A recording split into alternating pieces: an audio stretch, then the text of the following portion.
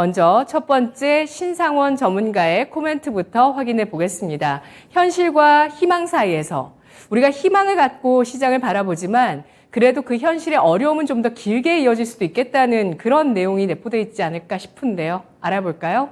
네, 예전 모 드라마에서 띵동하고 정답을 울렸던 차승원 씨가 생각나네요. 네, 맞습니다. 그리고 우리들이 지금 이 시장을 바라보면 어차피 지금 뭐 계속 하락을 하고 있는 이 구간에 있는데 여기까지 버티셨다면 조금 더 인내심을 갖고 오히려 여유를 가져야 되는 그 마음이 더 이 시장에서는 스트레스를 덜 받기 때문에 이 말씀을 드렸습니다.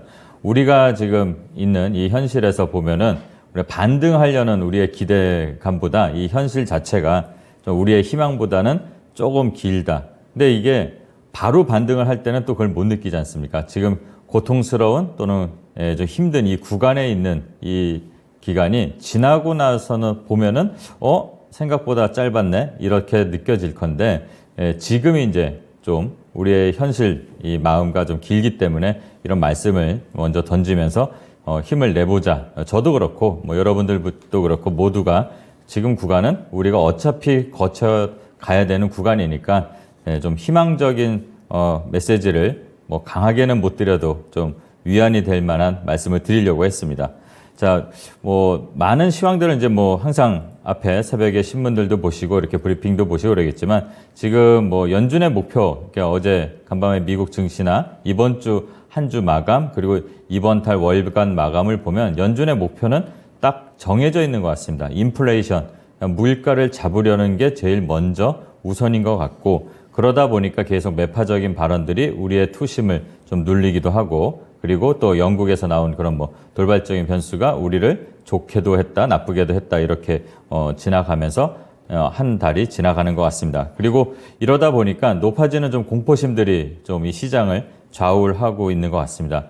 제가 좀 선호하는 지표 중에 뭐 빅스 지수 외에도 FGI라고 해서 이제 Fear and Greed 지수가 있는데 뭐 CNN 홈페이지 가면 그게 있어요. 그래서 그걸 한번 살펴보시면 좀 도움이 될 텐데 5월 달에 우리가 시장이 큰 급락이 나왔을 때 지금처럼 되게 막 우왕좌왕하고 그럴 때 이제 공포지수 익스트림 피어로 표현이 되는데 극도의 공포지수가 그 당시가 7이었습니다.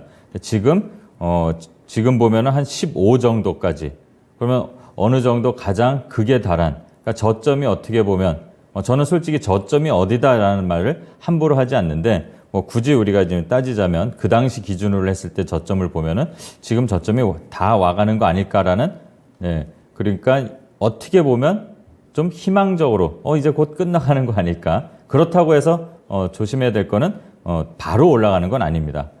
현실은 좀 더 길게 갈 것 같은데요.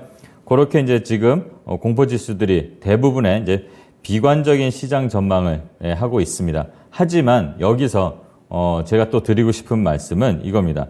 대부분 비관적인 시장 전망을 할 때 우리는 역발상으로 이거를 좀 위안을 삼으면 어떨까? 지금 주가가 계속 내려간다는 거는 좋은 주식들의 주가가 싸지는 거 아닐까? 이렇게 생각을 하면서 다시 한번 지난주에도 말씀드린 리밸런싱에 대한 자기 포트를 조정하는 거에 대한 고민도 해볼 수도 있는 거고요. 인내심이 있다면 여기까지 버티셨다면 여러분들 지금 시장은 떠날 때가 아니라는 말씀을 저도 드리지만 세계 유명한 투자 자문사에서도 지금 말씀을 드리고 있습니다. 그래서 제가 인용을 또 하자면 역사는 결국 시장이 다시 올라온다는 점을 보여준다고 했던 얘기를 한번 좀 전달드리고요. 또 이 약세장이라고 해서 지금 이 하락장에서 수익률을 보면은 세계적인 투자 자문사인 뱅가드에서 보면 이 하락장이 한 240일 정도 지속이 된다고 합니다. 그러면 그때 평균적인 수익률이 마이너스 한 30 정도가 된대요.